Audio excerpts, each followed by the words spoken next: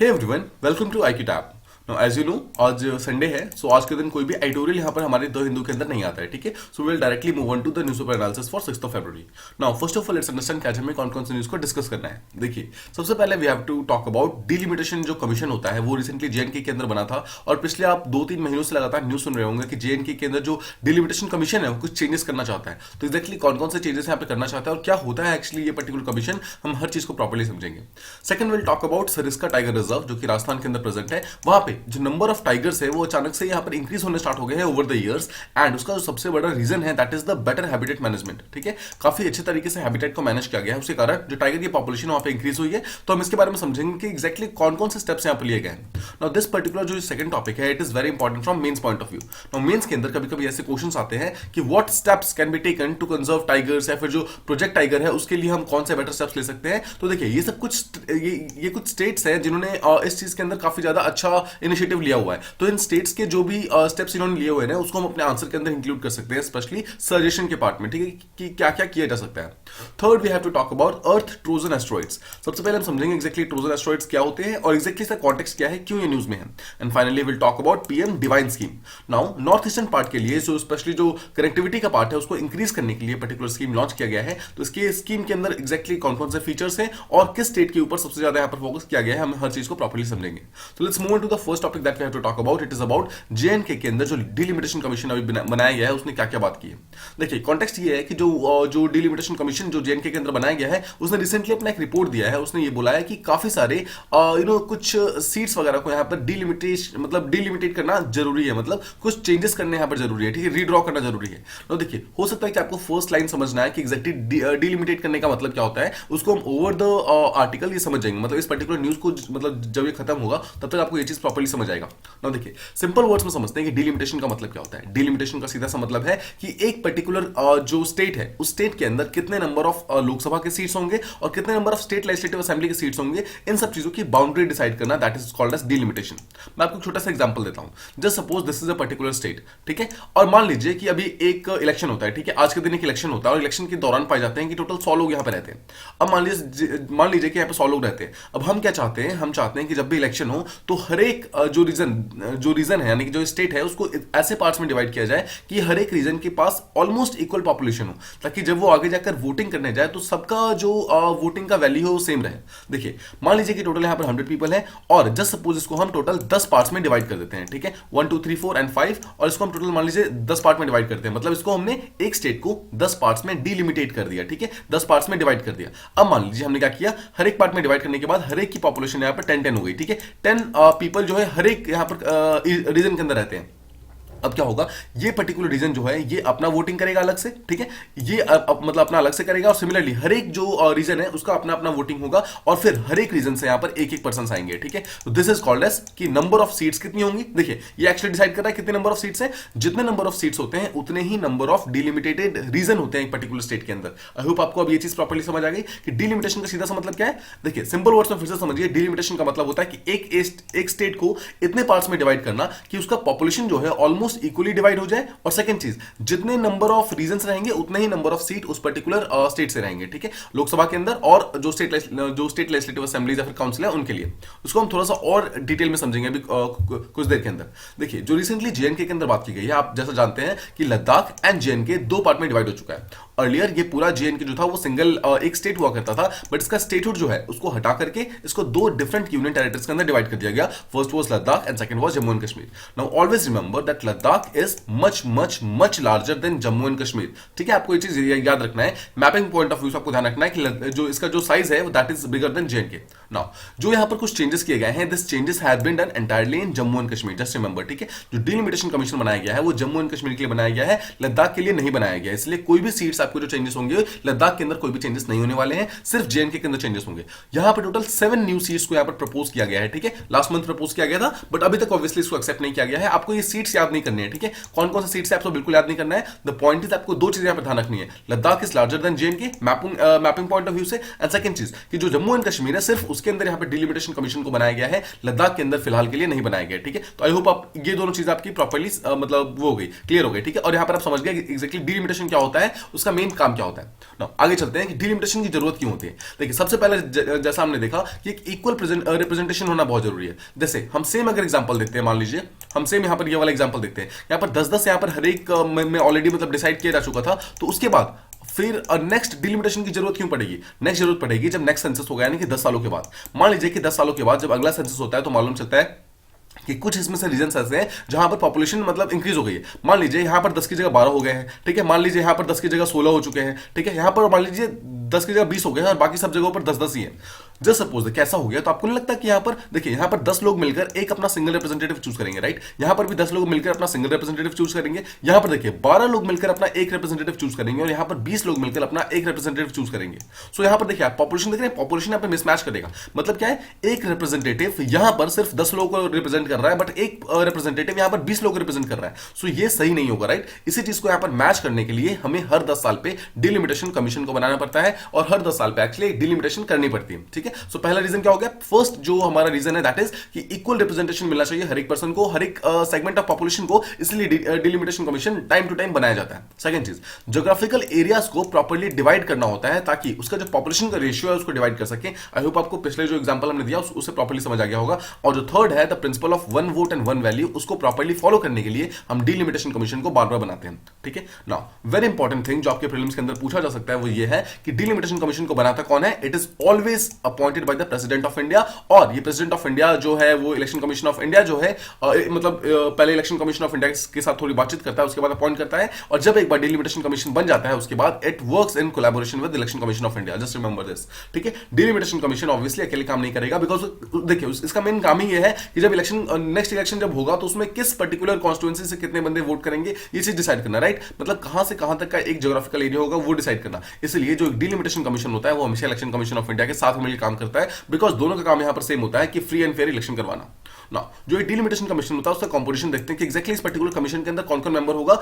देखिए ये जो मेंबर होते हैं उनका मेन काम हमने देख लिया कि वो लोग डिसाइड करेंगे कि एक पर्टिकुलर स्टेट को कितने पार्ट्स में डिवाइड किया जाए ताकि उनका ज्योग्राफिकल एरिया और उनका पॉपुलेशन का जो रेशियो है वो ऑलमोस्ट सेम रहे, ठीक है। अब इसके अंदर कौन कौन कंपोजिशन होते हैं? फर्स्ट चीज देखिए, हमेशा एक रिटायर्ड सुप्रीम कोर्ट का जज होता है। आपको ध्यान रखना है एक सिटिंग जज नहीं होते हैं, एक रिटायर्ड जज हमेशा प्रेजेंट होते हैं। सेकंड चीज, जो सिटिंग चीफ इलेक्शन कमिश्नर होंगे, देखिए जो यहाँ पे इलेक्शन कमीशन की बात की थी हमने, इस इलेक्शन कमीशन के जो इलेक्शन कमिश्नर होंगे, जो चीफ वाले जो सिटिंग होंगे मतलब प्रेजेंट वाले होंगे, उनको इसके अंदर इंक्लूड किया जाएगा। एंड हर एक स्टेट के जो खुद के इलेक्शन कमिश्नर होंगे उन सबको भी इनके अंदर इंक्लूड किया जाएगा। आई होप आपको एक्जैक्टली समझ आएगा कि डिलिमिटेशन कमीशन के अंदर कौन कौन से मेंबर होंगे। नाउ लेट्स समझते हैं कि कौन कौन से आर्टिकल कौन कौन से लॉज हैं जो कि इस चीज को रेगुलेट करते हैं। सबसे पहले हमारे कॉन्स्टिट्यूशन के अंदर ये लिखा हुआ है कि आर्टिकल 82 जो हमारे कॉन्स्टिट्यूशन का जो एक पार्ट है वो ये बोलता है कि पार्लियामेंट जो है एवरी सेंसस के बाद, अब देखिए सेंसस जो होता है हर एक 10 साल के बाद होता है, इसका मतलब है एवरी 10 इयर्स एक डिलिमिटेशन कमीशन बनाया जाना चाहिए। बट ऑलवेज रिमेंबर कि देखिए ये तो एक रूल है, बट ऐसा देखा गया है कि हर 10 साल पे डिलिमिटेशन कमीशन को नहीं बनाया गया है। उसके रीजन क्या है उसको हम थोड़ी देर में समझेंगे।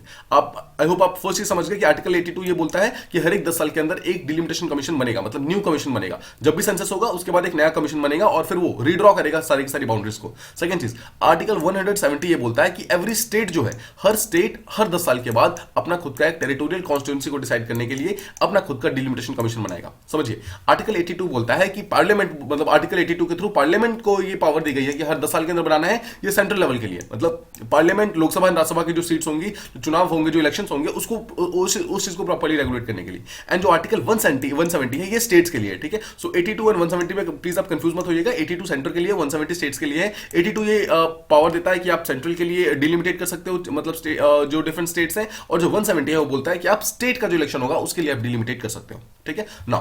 जब एक बार डिलिमिटेशन कमीशन बन गया उसके बाद यूनियन गवर्नमेंट का मतलब जब जो यूनियन गवर्नमेंट होता है उसके पास ये मेन पावर होती है कि वो एक डिलिमिटेशन कमीशन को बना सकता है। इसका मतलब है कि एक बार अगर ये पर्टिकुलर आर्टिकल इन फोर्स आ गया तो उसके बाद यूनियन गवर्नमेंट को ये पावर दी गई है कि आप ये पर्टिकुलर कमीशन को बना सकते हो। और पहली बार ये जो डिलिमिटेशन कमीशन बनाया गया था that was carried out by the president of India at that particular time. कौन थे? डॉक्टर राजेंद्र प्रसाद थे, ठीक है। उन्होंने 1950-51 यानी कि जो पहला जो इलेक्शन हुआ था उसके जस्ट बाद इस पर्टिकुलर चीज को बनाया था, ठीक है। आई होप आपको ये चीज प्रॉपर्ली समझ आ रही है। नाउ सो 1950-51 के आसपास में जो फर्स्ट इलेक्शन हुआ था और उसके जस्ट बाद यानी कि 1952 के अंदर पहला डिलिमिटेशन कमीशन जो एक्ट था उस चीज को लाया गया था, ठीक है। अब देखिए आपको ध्यान रखना है कि ऑल दो कॉन्स्टिट्यूशन के अंदर जो आर्टिकल 82 है उसके अंदर ये लिखा हुआ है कि हर 10 साल पे ये पर्टिकुलर कमीशन बनना चाहिए, बट इसके बावजूद हमारे पार्लियामेंट ने हर 10 साल पे इसको नहीं बनाया। देखिए this is not a bad thing, this is a good thing, because हम कहीं ना कहीं एक स्टेबिलिटी भी चाहते हैं। हम ऐसा नहीं चाहते कि हर 10 साल के अंदर हमारे जो कॉन्स्टिट्यूंसी है वो चेंज होते रहे। हम चाहते हैं कि थोड़ी सी स्टेबिलिटी रहे लंबे टाइम तक। इसलिए अभी तक सिर्फ 4 ही बार बनाए गए हैं, 1952, 1963, 1973 एंड 2002, सिर्फ 4 बनाएंगे, आपको ध्यान रखना है, ठीक है। और 1981, 1991 और 2001 किसी भी सेंसस के अंदर देखिए जो 81, 91 के सेंसस में नहीं बनाए गए थे, फिर से जाकर 2002 के अंदर इस चीज को बनाया गया था। तो प्रेजेंटली जो हमारा जितना भी डिलिमिटेशन कमीशन जो भी आप अभी चुनाव में वोट करने जाते हैं, you go on the basis of 2002 election commission, ठीक है। 2002 का जो डिलिमिटेशन कमीशन था उसके बेसिस पे आप जाते हैं, सो ऑलवेज रिमेंबर, ठीक है। सो सिर्फ 4 ही बार अभी तक बनाए गए हैं और 2 बार अभी तक नहीं बनाए गए हैं। नो इसके फंक्शंस क्या है? सबसे पहले हमने फंक्शन देख लिया कि इसके नंबर ऑफ कॉन्स्टिट्यूएंसीज कितनी होंगी और उस कॉन्स्टिट्यूएंसी की बाउंड्रीज कितनी होंगी, सब कुछ ही प्रॉपर्ली डिसाइड करेगा ताकि जो पॉपुलेशन है वो ऑलमोस्ट इक्वल हो जाए, ठीक है। फर्स्ट चीज। सेकंड चीज, उस पर्टिकुलर एरिया के अंदर कितने एससीज हैं, कितने एसटीज हैं, मतलब कितनी पॉपुलेशन है वो वहां रह रही है और उन एससी एसटी के लिए कितने सीट्स रिजर्व्ड हैं, ये सबका काम भी डिलिमिटेशन कमीशन का ही होता है।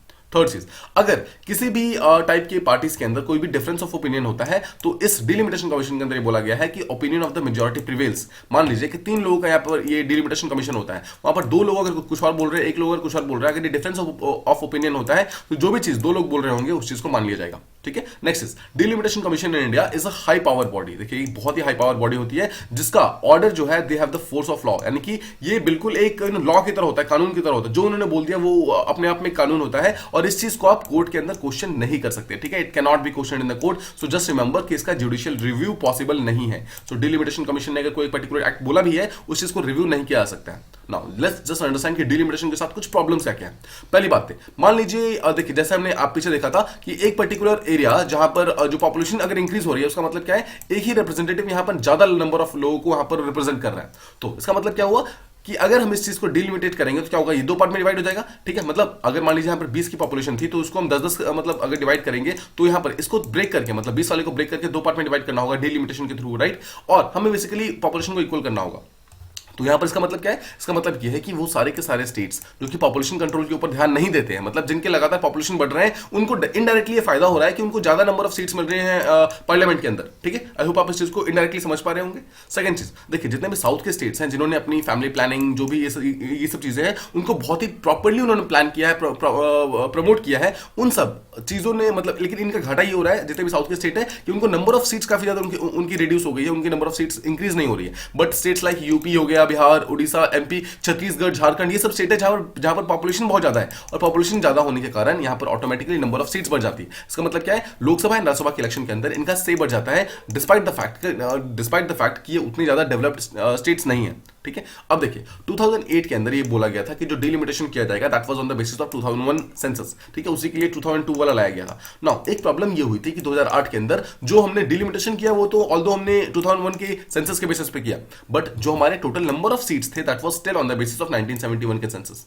नाउ ध्यान से समझिए, 1971 में जो हमारा सेंसस हुआ था उस पर्टिकुलर सेंसस के अंदर जो भी हमारा पॉपुलेशन आया था उसी पॉपुलेशन के बेसिस पे हमने डिसाइड किया था कि राज्यसभा के अंदर टोटल नंबर ऑफ सीट्स 250 होंगी, जिसमें से हम हमेशा 245 को फिल करेंगे, ठीक है, जो अभी हमारा प्रेजेंटली चल रहा है। और लोकसभा के अंदर डिसाइड किया गया था टोटल नंबर ऑफ सीट 552 होंगी, जिसका हम टोटल मिलाकर 545 यानी कि इतने नंबर ऑफ सीट्स को हम यहां पर फिल करेंगे। सो अब देख रहे हैं यहां पर ये जो नंबर ऑफ सीट्स डिसाइड हुई थी ना that was decided on the basis of 1971 census, ठीक है। तो ये सीट्स यहां पर चेंज नहीं हो रही है, बट 2008 के अंदर जो डिलिमिटेशन था उस चीज को चेंज कर दिया गया था, तो यहां पर कहीं ना कहीं थोड़ा सा मिसमैच हो गया था, ठीक है। आई होप आपको ये चीज प्रॉपर्ली समझ आ रहा होगा ना। ये चीज जो मैंने आपको समझाया कि कॉन्स्टिट्यूशन ने यहां पर ऑल्दो कैप कर दिया है कि नंबर ऑफ जो ये लोकसभा की सीट्स होंगी वो 550 होंगी और राज्यसभा के 250 होंगी, बट द पॉइंट इज कि पॉपुलेशन लगातार इंक्रीज हो रहा है। पॉपुलेशन इंक्रीज होने के बाद यहां पर एक रिप्रेजेंटेटिव जो है ज्यादा नंबर ऑफ पॉपुलेशन को रिप्रेजेंट कर रहा है, ठीक है। तो इस चीज को हमें जल्दी से जल्दी चेंज करने की जरूरत है। तो यहां पर आपको एक चीज ध्यान रखना है कि फ्यूचर नैरेटिव ये है कि 2026 के अंदर ये जो number of Lok Sabha and Rajya Sabha की सीट्स हैं वो फिर से चेंज होने वाले हैं, ठीक है।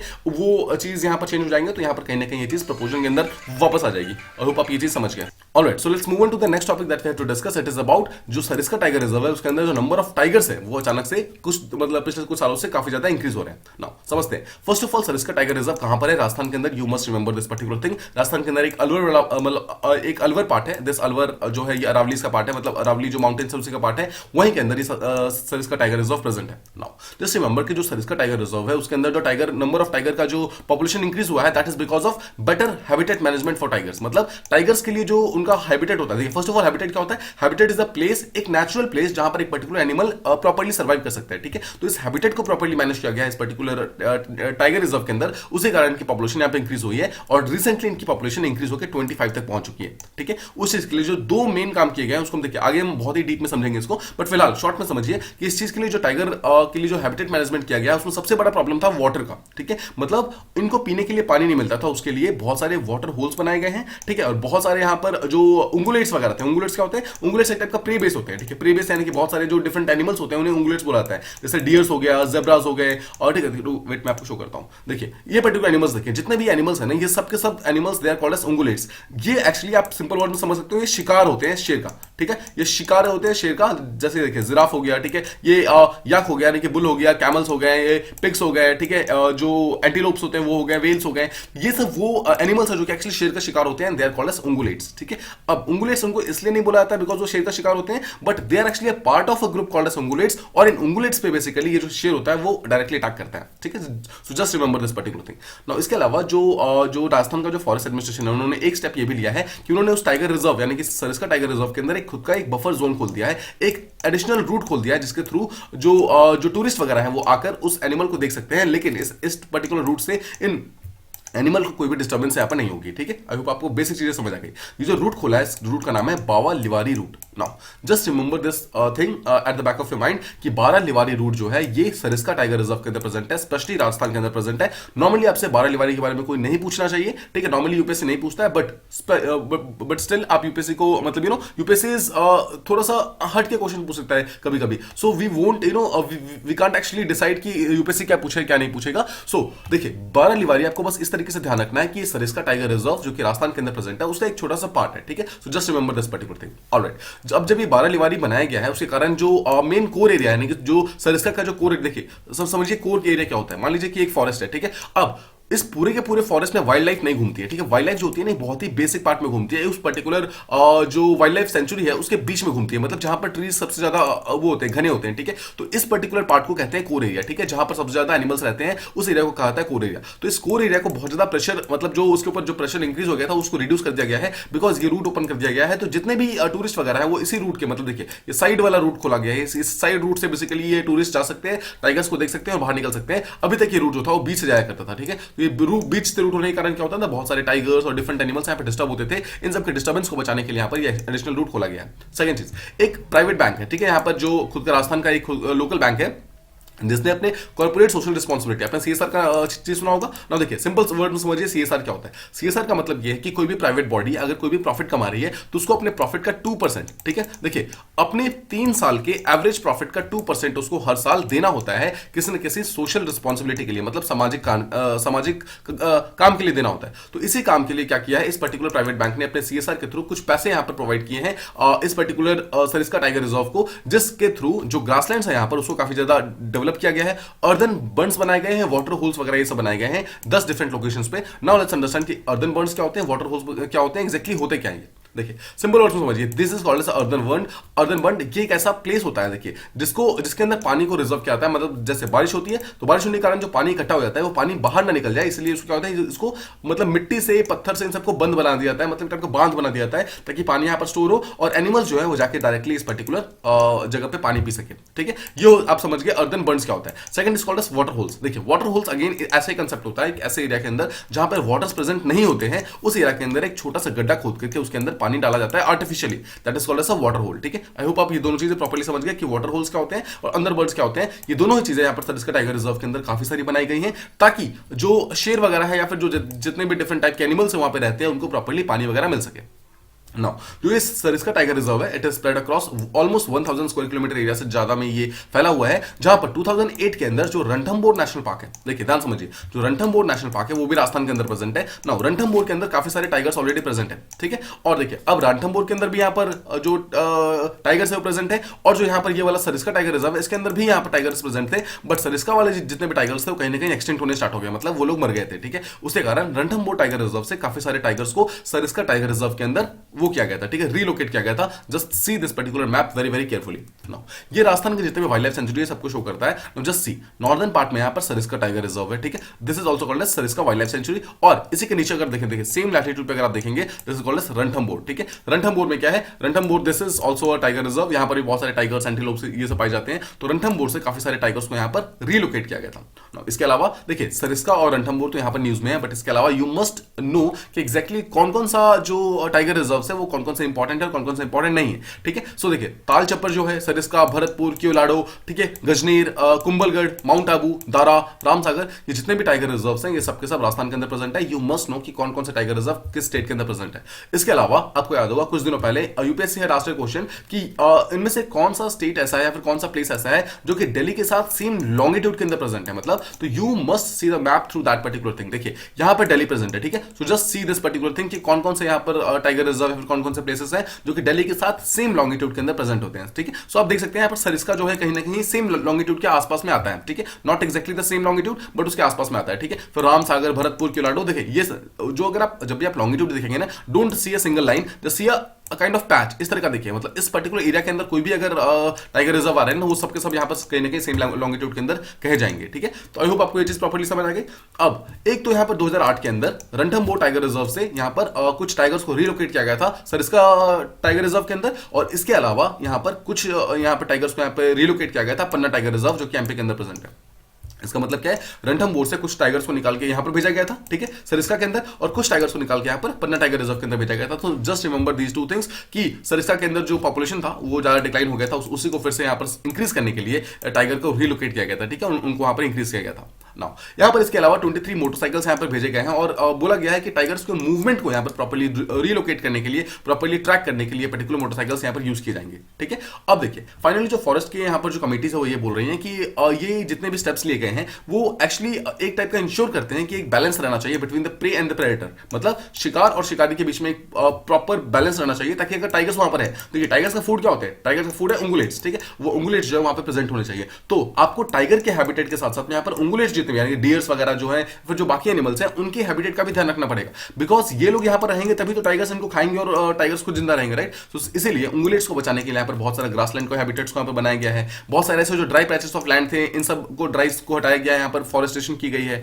ठीक है। इन सब एरिया के अंदर इन उंगुलेट्स की ब्रीडिंग बढ़ाई गई है ताकि वो लोग यहाँ पर आए, यहाँ पर रहें, यहाँ पर खाए पिए, और उसके बाद फिर टाइगर्स इनको अपना फीड बना सके, ठीक है। तो आप देख रहे हैं इस तरीके से इन सबको प्लानिंग की जाती है। सो ऑलवेज रिमेंबर, जब अगर आपको टाइगर की पॉपुलेशन को बचाना है तो जो टाइगर जिस चीज का शिकार करते हैं आपको उसकी पॉपुलेशन को भी बचाना होगा, ठीक है। अब बोला गया है कि अगर आप सरिस्का के अंदर जितने भी इश्यूज हैं उन सबको अगर आप टैकल करना चाहते हैं तो उसका एक बहुत ही सिंपल सा मेथड ये है कि अगर आप सरिस्का फॉरेस्ट को डायरेक्टली अगर टैकल करना स्टार्ट करें, मतलब सरिस्का फॉरेस्ट के जितने भी इश्यूज है अगर आप उसको टैकल कर ले तो ऑटोमेटिकली आप उसकी वाइल्ड लाइफ स्पीसीज की इश्यूज को टैकल कर सकते हैं, ठीक है। सेकंड चीज, आपको एक चीज और ध्यान रखना है कि जो सरिस्का टाइगर रिजर्व है it is nearest to national capital. इसका मतलब क्या है, दिल्ली के सबसे पास वाला जो टाइगर रिजर्व है that is Sariska tiger reserve. Now इस पर्टिकुलर मैप को फिर से एक बार देखिए, ठीक है। यहां पर देखिए ये पंजाब और हरियाणा के बीच में यहां पर कहीं दिल्ली प्रेजेंट है। नो देखिए दिल्ली के सबसे पास कौन सा टाइगर रिजर्व प्रेजेंट है, देखिए सरिस्का सबसे पास है बिकॉज भरतपुर भी दूर आता है, ताल चप्पर भी दूर आता है, so Sariska is the nearest tiger reserve जो कि इसके पास प्रेजेंट है, और एक ऐसा टाइगर रिजर्व जो कि प्रोजेक्ट टाइगर के पास है, वो मतलब पार्ट है वो दिल्ली के सबसे पास है, ठीक है। So just remember this particular thing,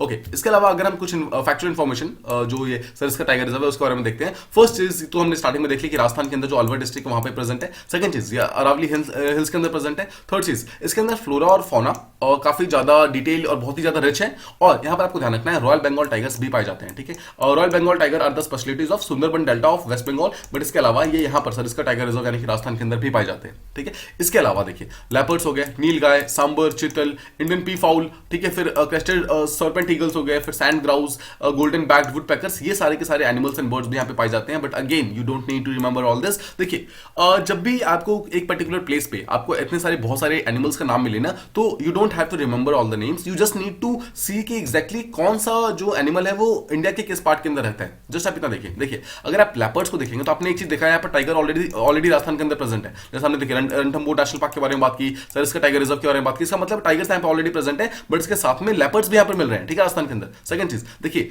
अब अगर टाइगर्स खाते हैं बहुत सारे डिफरेंट एनिमल्स को, तो उसके अंदर आता है नीलगाय, ठीक है, मतलब यानी कि जो वाइल्ड काउज होते हैं वो सब हो गए। फिर सांबर, यानी कि सांबर क्या होता है, एक टाइप का डियर होता है, ठीक है, चीतल एक टाइप का डियर होता है, तो सांबर चीतल। तो अब देख रहे हैं यहाँ पर ये आपको बहुत ही एक लॉजिकल फ्लो में मिलेगा आपको कि जितने एनिमल्स पाए जाते हैं ना, वो या तो खुद प्रे है या फिर वो शिकार है, या तो शिकार है फिर शिकारी है, मतलब या तो टाइगर और लेपर्ड्स मिल रहे हैं या फिर जो मतलब इनके शिकार हैं वो सब यहाँ पर मिल रहे हैं, ठीक है। तो आई होप आप इन चीजों को प्रॉपर्ली समझ रहे हैं। Don't ever remember all these names, just try to understand कि कौन सा एनिमल इंडिया के किस साइड में मिल रहा है। अगेन आपको यहां पर स्टेट्स भी याद करने की जरूरत नहीं है, अगर आप सिंपली एक एरिया अगर अपने दिमाग में बना लेंगे ना कि टाइगर किस पर्टिकुलर पार्ट के अंदर बनता है, दैट्स ऑल यू नीड, ठीक है। सो ऑलराइट, इसके अलावा आपको ये ध्यान रखना है कि सरिस्का जो है it was declared a wild life sanctuary 1955, यानी कि हमारी कंट्री को इंडिपेंडेंस मिलने के जस्ट 5 से 6 सालों के बाद ही यहां पर सरिस्का टाइगर रिजर्व को वाइल्ड लाइफ सेंचुरी बनाया गया था। So you can say that this was one of the first, this is not the first wild life sanctuary in India, but this was one of the first, ठीक है।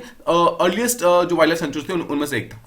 उसके बाद 1978 के अंदर देखिए, उससे पहले देखिए प्रोजेक्ट टाइगर एक लॉन्च हुआ था 1973 के अंदर इंडिया के अंदर, ठीक है, जिसके थ्रू क्या हुआ था, टाइगर्स को यहाँ पर प्रोटेक्ट करने की बात की जा रही थी ना। इसी तहत बहुत सारे जो डिफरेंट वाइल्ड लाइफ सेंचुरी थे उनको टाइगर रिजर्व बनाना स्टार्ट कर दिया, और उनमें से एक जो था 1978 के अंदर, उसमें सरिस्का टाइगर रिजर्व को भी यहाँ पर एक प्रोजेक्ट टाइगर के अंदर इंक्लूड कर लिया गया, ठीक है। So just remember this thing. इसके अलावा अगर आप इस सेंचुरी को देखोगे, यानी कि जो वाइल्ड लाइफ सेंचुरी है सरिस्का का, इसके अंदर बहुत सारे डिफरेंट टाइप के रूइन टेंपल्स हैं ना। जस्ट रिमेंबर सरिस्का है कहां पे, सरिस्का राजस्थान के अंदर प्रेजेंट है, और राजस्थान आप समझ सकते हैं, Rajasthan is a place that was known for बहुत सारे डिफरेंट राजपूत जो किंग्स वगैरह थे वो लोग यहाँ पे रहते थे, बहुत सारे पैलेसेस, बहुत सारे डिफरेंट टाइप के फोर्ट्स, ठीक है, ये सब चीजें जो आपको राजस्थान के अंदर बहुत सारी मिल जाएंगी। तो जो सरिस्का टाइगर रिजर्व है ना, उसके अंदर भी, उस पर्टिकुलर वाइल्ड लाइफ सेंचुरी के अंदर भी आपको बहुत सारे टेंपल्स मिलते हैं, बहुत सारे फोर्ट्स मिलते हैं, बहुत सारे यहाँ पर डिफरेंट टाइप के आपको पैलेसेस मिल जाएंगे, ठीक है। तो देखिए इस सेंचुरी के अंदर भी बहुत सारे र्यून टेंपल्स हैं जो कि मतलब अब पूरी तरीके से मतलब र्यून में जा चुके हैं। इसके अलावा बहुत सारे फोर्ट्स हैं, पवेलियंस हैं, पैलेसेस हैं, ठीक है, ये सब है। उसमें से एक जो बहुत ही इंपॉर्टेंट है that is called as Neelkanth Mahadev temple.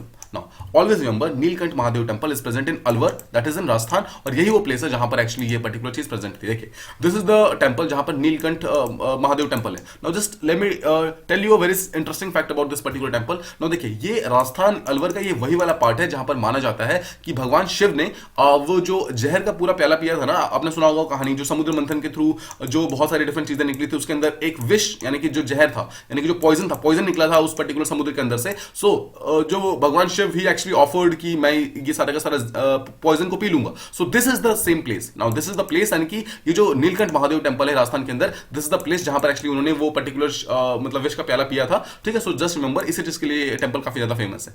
Okay, इसके अलावा यहाँ पर एक कंकरवाड़ी फोर्ट है जो कि माना जाता है कि ये औरंगजेब का फोर्ट था, जहां पर औरंगजेब ने अपने भाई यानी कि दारा शिकोह को यहाँ पर कैद किया हुआ था, ठीक है। So just remember कि कंकरवाड़ी फोर्ट, देखिए आपको यहाँ पर क्या चीज समझनी है। कंकरवाड़ी फोर्ट अगर औरंगजेब का, इसका मतलब क्या है कि औरंगजेब की मतलब रीच के अंदर राजस्थान भी था, मतलब राजस्थान जो था पूरी तरीके से मुगल्स के अंदर था। आपको इस तरीके से चीजों को समझना है। इसके अलावा एक बहुत ही फेमस टेंपल है जो कि लॉर्ड हनुमान का टेंपल है, जो कि पांडवास, जो कि महाभारत के टाइम से रिलेटेड है, ठीक है। So these are the things जो कि एक्चुअली प्रूफ प्रोवाइड करती है that Ramayan and Mahabharat they were not just कहानी, they were not just the stories, but they are actually the realities of India, ठीक है। सो ये था हमारा सेकंड टॉपिक। आई होप आपको ये चीजें प्रॉपर्ली समझ आ गई होगी। Now let's move on to the next one that we have to talk about. It is about earth के ट्रोजन एस्टेरॉइड्स कौन कौन से हैं। Now first of all let's understand कि ट्रोजन एस्टेरॉइड्स क्या होते हैं। देखिए सिंपल वर्ड्स में ट्रोजन एस्टेरॉइड्स ऐसे एस्टेरॉइड्स होते हैं जिनका एक कॉमन ऑर्बिट होता है along with the planet in the solar system.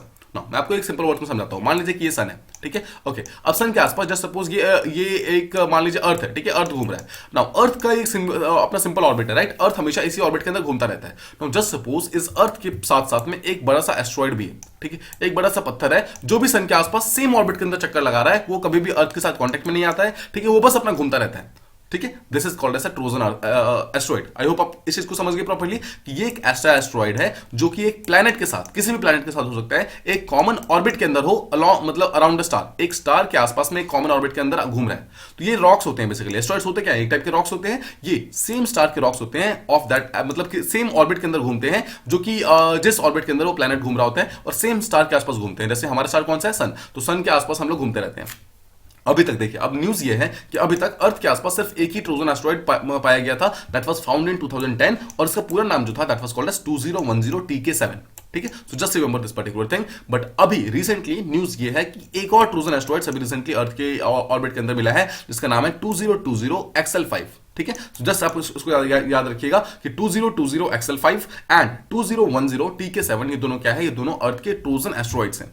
Now जब यहां पर देखिए, जब यहां पर एक था तो साइंटिस्ट को लग रहा था कि शायद एक ही होगा, बट जैसे दूसरा मिलता है, मतलब जैसे दूसरा मिला रिसेंटली, तो साइंटिस्ट अब ये सोच रहे हैं, जो एस्ट्रोनॉमर्स है वो ये सोच रहे हैं कि हो सकता है कि और भी यहां पर डिफरेंट ट्रोजन एस्ट्रॉइड्स अर्थ के ऑर्बिट के अंदर प्रेजेंट हो, अब बस हमें उन्हें ढूंढना है। ठीक है। तो आई होप आप इन चीज को प्रॉपर्ली समझ गए कि एग्जैक्टली होता क्या है। नाउ जस्ट फिर से एक बार देखिए, यहाँ पर देखिए ये सन है। ठीक है। अब सन है, यहाँ पर डिफरेंट टाइप के प्लैनेट्स हैं। Now this is our planet earth. ठीक है। And this is the planet Jupiter. Now it is often said कि जुपिटर के पास maximum number of Trojan asteroids होते हैं, मतलब जुपिटर के ऑर्बिट के अंदर बहुत सारे डिफरेंट टाइप के यहाँ पर एस्ट्रॉइड्स हैं जो कि साथ में घूम रहे हैं, बट ऑब्वियसली वो आके जुपिटर से टकराते नहीं है, बिकॉज उनका ऑर्बिट फिक्स होता है, उनकी स्पीड फिक्स होती है। तो ऑर्बिट देखिए, जो जुपिटर यहाँ पे घूमता रहेगा और पीछे पीछे यहाँ पर ये बहुत सारे जो ट्रोजन एस्ट्रॉइड्स है वो भी साथ में घूमते रहेंगे। सिमिलरली अर्थ यहाँ पर घूमता रहेगा, अर्थ के पीछे पीछे बहुत सारे जो ट्रोजन एस्ट्रॉइड्स है वो भी यहाँ पर साथ में घूमते रहेंगे। ठीक है। सो जस्ट रिमेंबर ये एक एस्ट्रॉइड बेल्ट है। Now this asteroid belt is presented between the Mars and the Jupiter. ठीक है। फर्स्ट चीज, एंड यहाँ पर आप देख सकते हैं यूरेनस के बाहर एक टाइप के आप समझ सकते हैं, देखिए ये एक और एस्ट्रॉइड बेल्ट है जिसका नाम है क्यूपर बेल्ट। ठीक है। Just remember this particular thing. So Kuiper belt is also asteroid belt, but वो हमारे सोलर सिस्टम के बाहर पाया जाता है, और जो हमारे सोलर सिस्टम के अंदर जो पाया जाता है that is called as asteroid belt, ये मार्स एंड जुपिटर के अंदर प्रेजेंट है। नाउ इसी पर्टिकुलर बेल्ट, इन्हीं दो बेल्ट से कुछ एस्ट्रॉइड्स होते हैं जो अपने पाथ से डिवीट हो जाते हैं और प्लैनेट के ऑर्बिट के अंदर आके सेम जगह घूमना स्टार्ट कर देते हैं। They are called as Trojan asteroids. ठीक है। अब जो रिसेंटली जो हमारे एस्ट्रॉइड मिला है जिसका नाम है 2020 XL5, उसके बारे में कुछ सिंपल फैक्ट्स देखते हैं। सबसे पहले बात है, इसको जो लोकेट किया गया था, इसको जो ढूंढा गया था, that was done through a satellite called as by a telescope called as PanSTARRS-1। ठीक है। PanSTARRS-1 नाम का एक सर्वे टेलीस्कोप है जो कि हवाई जो कि यूएसए के अंदर प्रेजेंट है, उस चीज से इसको किया गया था। ठीक है। समझते हैं पहले PanSTARRS-1 क्या है। देखिए दिस इज द सैटेलाइट। ठीक है। ये हवाई के अंदर प्रेजेंट है, हवाई एक टाइप का आइलैंड है। ठीक है। इसी के अंदर ये प्रेजेंट है और यही जो है डिफरेंट टाइप के जो बहुत सारे एस्ट्रोनॉमिकल फाइंडिंग्स है वो सब ये करता है। ठीक है। अब रिसेंटली जो इसका सबसे जो रिसेंट फाइंडिंग हुआ है वो ये है कि बहुत इंटरेस्टिंग है, उसने रिसेंटली मिल्की वे गैलेक्सी का ये वाला फोटो भेजा है जो कि एक्चुअली शो कर रहा है कि मिल्की वे गैलेक्सी यहाँ पर कहीं ना कहीं देखिए अपने आप को डिफरेंट पाथ्स में अलाइन करता है। तो यहाँ पर देखिए उसने देख रहे हैं यहाँ पे एक बहुत ही सिंगुलर मतलब लीनियर अप्रोच के अंदर जो मिल्की वे गैलेक्सी है उसने अपने आप को अलाइन किया हुआ है। अभी तक हमें जितने भी मिल्की वे गैलेक्सीज की फोटो मिलती थी वो हमेशा ऐसी होती थी। ठीक है। इस तरीके की मिलती थी, बट यहाँ पर ये मिल्की वे गैलेक्सी का जो डिफरेंट अप्रोच मिला है हमें, ठीक है, उसने भी यही जो PanSTARRS-1 टेलीस्कोप है उसने इस चीज को पाया गया, बट ये वो हमारे लिए काम का नहीं है। अब बस इतना ध्यान रखिएगा 2020 XL5 क्या है, वो एक टाइप का ट्रोजन एस्ट्रॉइड है जो कि अर्थ के आसपास घूम रहा है। और सेकंड चीज, इसे ढूंढा किसने? PanSTARRS-1 नाम का एक टेलीस्कोप है जो कि हवाई के अंदर प्रेजेंट है, उसने इसको ढूंढा है। इस पर्टिकुलर एस्ट्रॉइड को रिसेंटली माइनर प्लैनेट सेंटर का जो डेटाबेस है उसके अंदर इसको इंक्लूड कर दिया गया है, और ये हमारे एस्ट्रॉइड जो है हमारे L4 ऑर्बिट जो है उसको मतलब उसके आसपास घूमता है। नो वेरी इंपॉर्टेंट क्वेश्चन, इसके L4 क्या होता है? देखिए L का मतलब होता है लैग्रेंज पॉइंट। ठीक है। सो अर्थ और सन के बीच में कुछ ऐसे पॉइंट्स होते हैं जहां पर ग्रेविटेशनल फोर्स दोनों का एग्जैक्टली कैंसिल आउट हो जाता है, that those point are called as Lagrange points. ठीक है। आपको ध्यान रखना है। तो जो लैग्रेंज पॉइंट टोटल देखिए टोटल 5 लैग्रेंज पॉइंट्स है अर्थ और सन के बीच में, मतलब ये 5 ऐसे प्लेसेस हैं जहां पर अर्थ और सन के बीच का जो ग्रेविटी है वो बिल्कुल जीरो है। तो इसी दोनों के बीच का जो L4 वाला पार्ट है ना, वहीं पर ये पर्टिकुलर एस्ट्रॉइड मिलता है। नो मैं आपको समझ देखिए अब ये चीज तो आप समझ गए कि जो लैग्रेंज पॉइंट है होता क्या है, वो एक टाइप का ग्रेविटेशनली बैलेंस्ड रीजन होता है जो कि सन और किसी भी स्टार के बीच में प्रेजेंट है। तो यहाँ पर अर्थ और सन के बीच में जो प्रेजेंट होता है they are called as Lagrange points.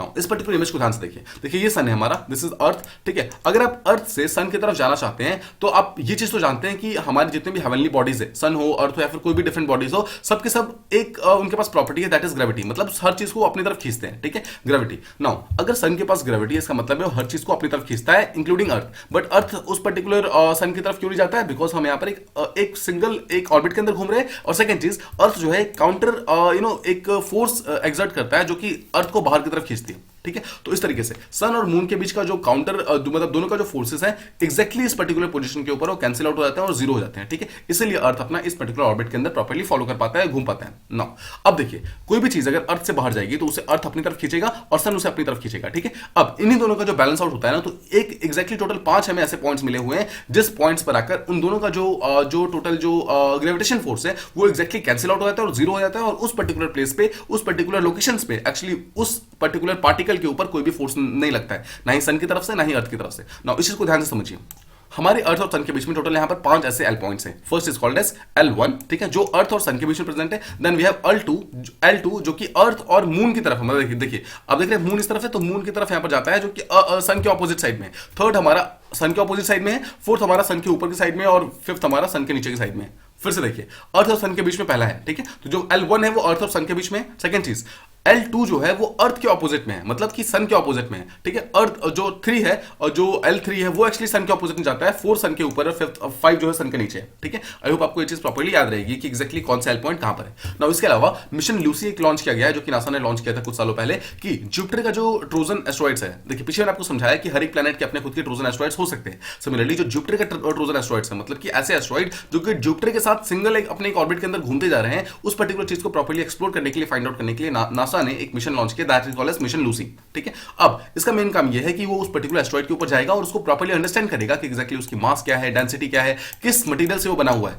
Because अगर आप बिग बैंग को प्रॉपर्ली समझेंगे तो बिग बैंग ये बोलता है कि स्टार्टिंग में there was a single thing, मतलब एक सिंगल कोई भी एक सिंगल फोर्स वो करती थी, it broke into different parts. इसका मतलब क्या है कि जितने भी एस्ट्रॉइड्स हैं, जितने भी अर्थ हैं, जितने भी जुपिटर, सन, जितने भी चीजें हैं, वो सब के सब यहां पर एक सिंगल पार्टिकल से बने थे। इसका मतलब है कि अगर हम उनमें से किसी भी एक पर्टिकुलर पार्टिकल को पकड़ के स्टडी करना स्टार्ट कर दे, अगर हम उसके डिफरेंट कंपोनेंट्स को स्टडी करें, तो सेम स्टडी का जो रिजल्ट होगा that will be also applicable to the earth. इसका मतलब है अर्थ के लिए भी वो सेम चीजें एप्लीकेबल होंगी। इसी चीज के लिए हम यहाँ पर डिफरेंट सोलर सिस्टम के चीजों को यहाँ पर स्टडी करना चाहते हैं, ताकि उनका जो भी हमें कॉन्स्टिट्यूएंट्स मिले वो सेम चीज हम यहाँ पर अर्थ के लिए भी समझ सके कि हाँ ठीक है, अगर उसमें ऐसा होता है तो अर्थ के अंदर भी ऐसा होता है, ठीक है। ओके, अब ये चीज हमें समझने में हेल्प करेगा कि एक्जैक्टली हमारा जो यूनिवर्स था उसका ओरिजिन कैसे हुआ है, वो इवॉल्व कैसे हुआ और क्या क्या चीजें इसके डिफरेंट डिफरेंट बनी है। और इस मिशन को फिलहाल के लिए 12 सालों के लिए लॉन्च किया गया, ठीक है। तो आई होप आप इस चीज को समझ गए। अब इस चीज को ध्यान से देखिए। नाउ देखिए, दिस इज सन, यहाँ पर बहुत सारे प्लैनेट्स है जो कि आसपास घूम रहे हैं। दिस इज द जुपिटर, आप समझ सकते हैं, दिस इज जुपिटर, ठीक है। यहाँ पर जुपिटर को शो किया गया है। अब जुपिटर के आसपास यानी कि आगे भी और देखिए यहाँ पर पीछे भी आप देख सकते हैं, दीज ऑल आर यहाँ पर ट्रोजन एस्ट्रॉइड्स। नाउ इनमें से एक पर्टिकुलर एस्ट्रॉइड को यहाँ पर पकड़ करके ये जो मिशन है, देखिए this is the Lucy mission. ये लूसी जो है इस पर्टिकुलर एस्ट्रॉइड के ऊपर जाएगा, इसके ऊपर डिफरेंट स्टडीज वगैरह करेगा, उसके बाद it will return back to the earth और उसके बाद अपनी जो भी डेटा वगैरह है वो चीज आके शो करेगा, ठीक है। अब इसके अलावा तो क्या इसका मतलब है कि हर एक प्लैनेट के पास अपना ट्रोजन्स होते हैं? यस, आपको ध्यान रखना है, every single planet has its trojans. देखिए मतलब जरूरी नहीं है कि ट्रोजन्स होंगे ही होंगे, बट किसी में भी हो सकता है, आपको ये चीज ध्यान रखना है, ठीक है। तो कोई भी सेलेस्टियल बॉडी जो कि एक दूसरे स्टार के आसपास घूम रही है, उसी सेम ऑर्बिट के अंदर अगर कोई दूसरा एस्ट्रॉइड घूम रहा है, that is called as a Trojan, और किसी भी प्लैनेट का यहाँ पे ट्रोजन हो सकता है, ठीक है। बट आपको एक चीज ध्यान रखना है कि जरूरी नहीं है अगर कि कोई एक चीज, जैसे मान लीजिए कि एक सन है, ठीक है, और सन के आसपास मान लीजिए ये पर्टिकुलर ऑर्बिट है जो कि अर्थ का है, ठीक है। अगर ये अर्थ का ऑर्बिट यहाँ पे प्रेजेंट है तो जरूरी नहीं है कि ट्रोजन्स में यहाँ पर सिर्फ एस्ट्रॉइड्स होंगे, बट यहाँ पर कुछ भी हो सकता है। देखिए एस्ट्रॉइड तो क्या है, asteroid is simply rock, asteroid सिर्फ एक पत्थर है। तो यहाँ पर ट्रोजन की जगह कुछ और भी हो सकते हैं, मतलब ट्रोजन में बेसिकली मेट्रॉइड्स हो सकते हैं या फिर कोई और चीज हो सकता है जो कि सेम ऑर्बिट के अंदर घूम रहा हो, जरूरी नहीं कि वो हर बार एस्ट्रॉइड्स ही हो, ठीक है। आपको यहाँ पर ध्यान रखना है, माना जाता है कि जुपिटर के अंदर यहाँ पर 1 मिलियन से ज्यादा ट्रोजन्स ऑलरेडी प्रेजेंट है। मैंने आपको पीछे दिखाया इमेज के अंदर कि जुपिटर के अंदर बहुत सारे ट्रोजन्स हैं, उनमें से एक पर्टिकुलर ट्रोजन को पकड़कर हम वहां पर जाकर स्टडी करने की बात कर रहे हैं through mission Lucy.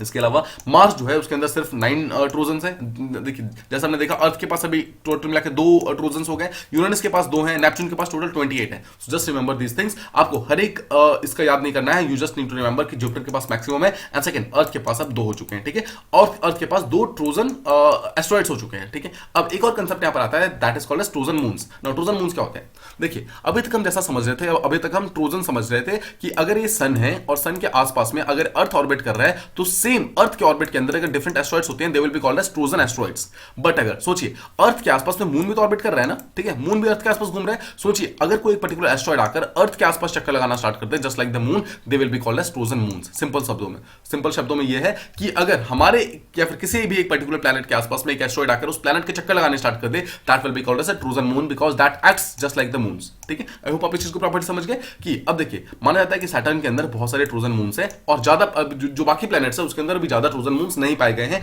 The Saturn is the only planet जिसके आसपास ट्रोजन मून्स पाए गए हैं। इसका मतलब क्या है, सैटर्न के आसपास जो बहुत सारे मून्स हैं उसके साथ में बहुत सारे पत्थर भी हैं जो कि एक्चुअली इसके आसपास घूम रहे हैं। नाउ देखिए सैटर्न के दो बहुत ही फेमस मून्स हैं यहाँ पर। First is called as Tethys and second is called as Dione. So आपको ध्यान रखना है Tethys and Dione, these 2 are the moons of Saturn. और टेथिस के साथ साथ यहाँ पर टेथिस के ही सेम जो ऑर्बिट है उसी ऑर्बिट के अंदर 2 यहाँ पर एस्ट्रॉइड्स घूमते हैं, they are called as Telesto and Calypso. You don't need to remember this names. Again Dione के आसपास 2 और घूमते हैं, that is called as Helene and Polydeuces. Again you don't need to remember these things, you just need to remember कि Trojan moon नाम का भी एक कंसेप्ट होता है। इसका मतलब है कि एक प्लैनेट के आसपास जो चक्कर लगाते हैं, they are called as Trojan moons. और आपको ध्यान रखना है टेथिस एंड डियोन जो होते हैं ये दोनों ही मून जो सैटर्न के मून्स हैं उसके नाम है, ठीक है। आई होप आप ये जो टॉपिक था प्रॉपर्ली समझ गए होंगे। Now let's move on to the last topic जो हमें बात करनी है, that talks about PM DevINE scheme.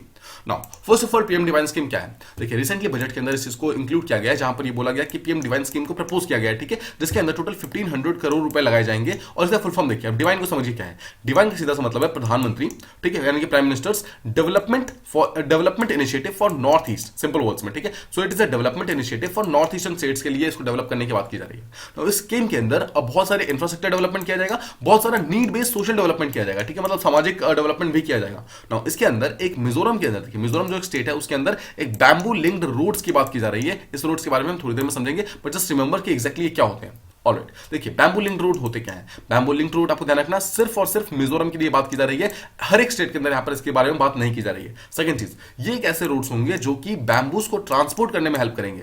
Now don't think कि बैम्बू रोड जो है वो बैम्बू से बने होंगे। बैम्बू का मतलब क्या होता है? बांस, ठीक है। तो बैम्बू रोड्स का ये मतलब नहीं है कि वो बैम्बू से बने होंगे। बैम्बू लिंक रोड्स का सीधा सा मतलब है कि मान लीजिए कि एक फॉरेस्ट है, ठीक है, जैसे suppose this is a forest जहां पर बहुत सारे बैम्बूज मिलते हैं, and suppose this is the main town, या फिर जो यहाँ पर जो मेन मार्केट है वो यहाँ पे प्रेजेंट है। तो एक ऐसा रोड बनाया जाएगा जो कि बैम्बू के फॉरेस्ट को डायरेक्टली इस पर्टिकुलर मार्केट से लिंक करेगा, कनेक्ट करेगा, ताकि बैम्बू को इजीली यहां से निकाल करके ट्रांसपोर्ट किया जा सके, ताकि इससे डिफरेंट चीजें बन सके। और फिर इस चीजों का जो भी एक्सपोर्ट, मतलब जो भी फाइनल प्रोडक्ट बन जाएगा, उस चीज को आप सिंपली जाकर बाहर के कंट्रीज के अंदर, मतलब कंट्रीज के अंदर या फिर बाहर के प्लेसेस के अंदर आप जाकर सिंपली बेच सको। That is called as bamboo link road. So don't think कि बैम्बू लिंक रोड यानी कि बैम्बू से बना होगा। सिंपली वो रोड जो जैसे कोलटार या फिर जो कॉन्क्रीट होता है उससे बनता है वैसे ही बनेगा, बट वो सिंपली बैम्बू को ट्रांसपोर्टेशन में हेल्प करेगा, ठीक है। इसके अलावा देखिए बहुत सारे ऐसे विलेजेस के एरियाज होते हैं जहां पर प्रॉपर कनेक्टिविटी नहीं होती है, राइट। कनेक्टिविटी ना होने के कारण बहुत सारे ऐसे लोग भी होते हैं जिनको इमीडिएटली डिजीज, मतलब जब उनको बीमारी होती है तो उनको एक्चुअली हेल्प चाहिए होती है, मेडिकल हेल्प चाहिए होती है, but just because of no connectivity उनको प्रॉपर हेल्प नहीं मिल पाती है टाइम के अंदर। इसी चीज को भी यहाँ पर हेल्प करने के लिए जो बहुत सारे पेडियाट्रिक एंड जो डिफरेंट टाइप के जो डिजीज वगैरह होते हैं नॉर्थ ईस्ट रीजन के अंदर, उसको भी यहाँ पर हेल्प करने के लिए पर्टिकुलर रोड यहाँ पर काम आएंगे, ठीक है। सो आई होप आप इन चीजों को समझ रहे हैं। अब यहाँ पर मिजोरम देखिए, ऑल्दो यहाँ पर टोटल 8 स्टेट्स हैं जिसको नॉर्थ ईस्टर्न स्टेट्स के अंदर माना जाता है। 7 तो आपको पता ही है। देखिए अरुणाचल प्रदेश यहाँ पर हो गया, अरुणाचल प्रदेश, ठीक है, असम हो गया, नागालैंड हो, मिजोरम हो गया, यहाँ पर मेघालय हो गया, त्रिपुरा हो गया, ठीक है, ये सब तो हो गए। इसके अलावा यहाँ पर एक सिक्किम भी है, सिक्किम को भी हमेशा इसके अंदर इंक्लूड किया जाता है। ऑल दो यहाँ पर देखिए ये टोटल 8 स्टेट्स हैं। इस 8 स्टेट के अंदर मिजोरम जो है उसके ऊपर सबसे ज्यादा फोकस किया गया है, जहां पर बोला गया पहली बात तो बैम्बू लिंक्ड रोड्स बनाए जाएंगे, जहां पर अलग अलग लोकेशन के अंदर बनाए जाएंगे, जिसके लिए टोटल 100 करोड़ रुपए यहाँ पर अलॉट किए गए हैं। और इसके अलावा मिजोरम का जो कैपिटल है दैट इज आइजवाल, आइजवाल के अंदर एक बाईपास बनाया जाएगा उसके वेस्टर्न साइड के अंदर, ताकि आइजवाल को इजिली डिफरेंट सिटीज के अंदर से मतलब से डायरेक्टली कनेक्ट किया जा सके, ठीक है। तो डायरेक्टली उसकी जो ट्रांसपोर्टेशन है, कनेक्टिविटी है, उसको यहां पर इंक्रीज किया जाएगा। तो आई होप आप इस चीज को प्रॉपर्ली समझ गए। अब देखिए जो पीएम डिवाइन स्कीम है उसको इंप्लीमेंट कौन करेगा? It will be implemented through north eastern council, ठीक है। ये काउंसिल है जो कि रिस्पॉन्सिबल है for the development of north eastern states. तो इसी चीज को यहां पर ड्यूटी दी गई है कि आप इस पर्टिकुलर स्कीम को भी आप यहां पर वो करेंगे। और एक चीज आपको ध्यान रखनी है, देखिए यहां पर अगर पीएम डिवाइन स्कीम यहां पर लॉन्च हुआ, इसका ये मतलब नहीं है कि जो स्टेट की जो अपनी अपनी जो ट्रांसपोर्ट या फिर कनेक्टिविटी की स्कीम चल रही थी वो बंद हो जाएगी, ऐसा बिल्कुल भी नहीं है। It is not a substitute. ये बेसिकली उनको कंपनसेट करेगा या फिर उनके साथ में काम करेगा, ये उनको सब्स्टिट्यूट नहीं कर रहा है। मतलब स्टेट की जो स्कीम्स है वो भी चलेंगी और जो सेंटर का स्कीम है यानी कि पीएम डिवाइन स्कीम ये भी यहां पर चलेगा, दोनों साथ में मिलकर यहां पर काम करेंगे। जो पीएम डिवाइन स्कीम है it will fund infrastructure in line with PM गति शक्ति। आपको याद होगा हमने इसके बारे में बात की थी। गति शक्ति के अंदर टोटल 7 यहां पर डिफरेंट टाइप के जो कनेक्टिविटी प्रोजेक्ट्स है उसको लॉन्च किए गए हैं। रोडवेज, ठीक है, एयरवेज, रेलवेज, वाटरवेज, इसके अलावा पोर्ट्स वगैरह हो गए, ठीक है, बहुत सारे फिर लॉजिस्टिक का हो गया, ये सब हो गया। इन सब चीजों को यहाँ पर साथ में करने की बात की जा रही है, दैट इज कॉल्ड एज गति शक्ति प्रोग्राम। और इसके अलावा बहुत सारे सोशल डेवलपमेंट प्रोजेक्ट्स को भी यहाँ पर साथ में लॉन्च किया जाएगा, जिससे कि समाज का भी फायदा होगा। देखिए यहाँ पर सिर्फ यहाँ पर डेवलपमेंट के बारे में हम नहीं सोच रहे हैं, साथ ही साथ हम यहाँ पर जो सोशल डेवलपमेंट है इसके बारे में भी सोच रहे हैं, ताकि जो यहाँ पे लोग रह रहे हैं उनको भी यहाँ पे एक टाइप की कनेक्टिविटी मिले, ताकि वो लोग डायरेक्टली अपने गांव से शहरों की तरफ आ सके और अपने हेल्थ वगैरह का इशू को यहाँ पे प्रॉपर्ली सॉल्व कर सके। इसके अलावा funding will be done on the basis of felt need. इसका मतलब क्या है? नॉर्थ ईस्ट के अंदर जहां पर जरूरत होगी वहां पर फंडिंग की जाएगी। ऐसा नहीं है कि हर एक स्टेट को इक्वल अमाउंट ऑफ पैसा दिया जाएगा, जिसको ज्यादा जरूरत होगी उसको ज्यादा पैसा दिया जाएगा। अब देखिए अगर कोई भी प्रोजेक्ट यहाँ पर लॉन्च होगा, इसका सीधा सा मतलब है वहां पे एम्प्लॉयमेंट या फिर लाइवलीहुड की जो एक्टिविटीज है वो यहाँ पर इनेबल होगी, वो यहाँ पे लॉन्च होगी। बहुत सारे यूथ है, वुमेन है, उनको यहाँ पर काम मिलेगा, बहुत सारे उनको जॉब की अपॉर्चुनिटीज मिलेंगी। उसके कारण बहुत सारे डिफरेंट सेक्टर्स के अंदर जो भी गैप्स वगैरह हैं उन सब गैप्स को फिल करने में यहाँ पर हेल्प मिलेगा। इसके अलावा देखिए एक तो यहाँ पर हमने देखा जो प्रधानमंत्री डिवाइन स्कीम है, इसके अलावा बहुत सारे डिफरेंट स्कीम्स को भी लॉन्च किया गया है। पहली चीज तो देखिए जो डिफरेंट टाइप की जो कैंसर वगैरह है, management of paediatric and adult haematolymphoid cancer जो है नॉर्थ ईस्टर्न स्टेट्स के अंदर जो बहुत ज्यादा फैला हुआ है, इस चीज को भी प्रॉपर्ली सॉल्व आउट करने के लिए कुछ डेडिकेटेड सर्विसेज यहाँ पर लॉन्च की गई है। सेकंड, एक नेक्टर नाम का स्कीम लॉन्च किया गया है। जस्ट रिमेंबर की जो नेक्टर स्कीम है it is directly related to livelihood improvement projects जो कि नॉर्थ ईस्टर्न स्टेट के अंदर लॉन्च किया जा रहा है। थर्ड चीज, वहां पर साइंटिफिक ऑर्गेनिक एग्रीकल्चर को प्रमोट करने की बात की गई है। यू मस्ट रिमेंबर कि सिक्किम जो है that is the first organic state of India. तो यहाँ पर जो बाकी स्टेट्स हैं उसके अंदर भी ऑर्गेनिक एग्रीकल्चर को यहाँ पर प्रमोट करने की बात की जा रही है। नेक्स्ट, वहां पर एक पैसेंजर रोपवे सिस्टम बनाने की बात की गई है। Now what is the passenger ropeway system? Just see this particular image, ठीक है। ये जो इमेज होता है जहां पर एक हिली एरिया को सेकंड हिली एरिया के साथ डायरेक्टली कनेक्ट किया जाता है through this type of cable cars, that is called as a passenger ropeway system, ठीक है। आई होप आप नाम समझ रहे हैं कि रोपवे इसको क्यों बोला जा रहा है। And the final thing is कि वहां पर इको फ्रेंडली केबल कार्स बनाने हैं। इको फ्रेंडली मतलब वो हमें किसी भी टाइप की प्रॉब्लम, मतलब हमारे इन्वायरमेंट के ऊपर कोई भी यहाँ पर प्रॉब्लम इंक्रीज नहीं करेगा, ठीक है। डायरेक्टली वो केबल कार बनाएगा जो कि एक एरिया को सेकंड एरिया से कनेक्ट करेगा और जैसे ट्रैफिक वगैरह होती है उन सबको डायरेक्टली वो रोक सकता है। Now just let me show you this particular thing. No this is a cable car. देखिए यहाँ पर नीचे विलेजेस हैं, बहुत सारे सिटीज वगैरह हैं, तो ट्रैफिक को यहाँ पर संभालने के लिए दिस टाइप के केबल कार्स यहाँ पर चलेंगे, ठीक है। देखिए दिस इज द प्लेस जहाँ पर आप सिंपली आप ऊपर जा सकते हैं। यहाँ पर जो भी बहुत सारे जो लोग हैं, टूरिस्ट वगैरह हैं, वो लोग यहाँ पर आ सकते हैं, इसके ऊपर बैठ सकते हैं and they can simply move on, ठीक है। तो इस तरीके से चीज काम करेगा। नाउ द क्वेश्चन कम्स कि exactly what is the difference between this and this, यानी कि what is the difference between this ropeway system and what is the difference between a cable car. देखिए बहुत ज्यादा डिफरेंस नहीं है, same technology को दोनों यूज करते हैं। द ओनली डिफरेंस इज कि जो रोपवे सिस्टम है वो बेसिकली हिली एरियाज के अंदर यूज होता है, ठीक है। ये वाला जो हिली एरियाज के अंदर यूज होता है बेसिकली ताकि एक एरिया को सेकंड एरिया से कनेक्ट कर सके और जो ट्रैवलिंग टाइम है उसको रिड्यूस कर सके। और सेकंड चीज, जो इको फ्रेंडली केबल कार है, देखिए आप नाम समझ रहे हैं, कार है। कार का मतलब क्या है कि जो ट्रैफिक का वाला जितना एरिया है उस ट्रैफिक को यहाँ पर रिड्यूस करने के लिए सिंपल जो यहाँ पर जो ट्रैफिक वाली सिटीज होंगी या फिर जो मेन सिटीज होंगी उसी के टाइम में ये मतलब उसी प्लेसेस में केबल कार चलेंगे। नाउ इसके अलावा जितने भी देखिए पेलिंग हो गया, सांगाचियोलोंग जो सिक्किम के अंदर प्रेजेंट है, फिर धापर, भालुधुंग, ये सब आपको नाम याद नहीं रखने हैं because these are city specific names. ये सब आपसे कभी नहीं पूछेंगे। You can just be asked कि उसके अंदर मेंस के अंदर कि एग्जैक्टली कौन कौन से इनिशिएटिव लिए गए हैं नॉर्थ ईस्टर्न स्टेट्स को डेवलप करने के लिए या फिर कनेक्ट करने के लिए टू द मेनलैंड। तो आप वहां पर सिंपली इन पांचों स्कीम्स के बारे में डायरेक्टली बता सकते हैं। You don't need to remember these things, ठीक है। ये सब आपको मेंशन करने की जरूरत नहीं है। तो आई होप आपको ये सब जितनी भी चीजें थी वो प्रॉपर्ली समझ आ गई होंगी। नाउ आज के जो क्वेश्चन है वो रिवीजन के फॉर्मेट में है, आप इसे ट्रू या फॉल्स के फॉर्म में आप ट्राई कर सकते हैं। The first question is that retired chief election commissioner is an important member of the delimitation commission. Second question is till now delimitation commissions have been formed after every census. Third question is Sariska Tiger Reserve was the first tiger reserve to be included in Project Tiger. Fourth is Delhi and Mount Abu are located on the same longitude. Next is 2 Trojan moons have been discovered for Earth so far. Next is bamboo link roads will be made in all states of northeastern India. And the last question is bamboo link roads will be made of strongest variety of bamboos to ensure its durability. ठीक है, जो कल के question थे उसे हम revise कर लेते हैं. The first question was that the government can charge a person for the Z class security if it wants to. Yes, this is a very true statement. अगर गवर्नमेंट चाहे तो आपको फ्री ऑफ कॉस्ट प्रोवाइड कर सकती है security, चाहे तो आपसे चार्ज भी कर सकती है. चार्ज के बेसिस में हमारे पास एग्जांपल है मुकेश अंबानी, जिनको 2013 में पर मंथ 15 लाख रुपए देने पड़ते थे, ठीक है, बदले में, Z क्लास सिक्योरिटी के बदले में.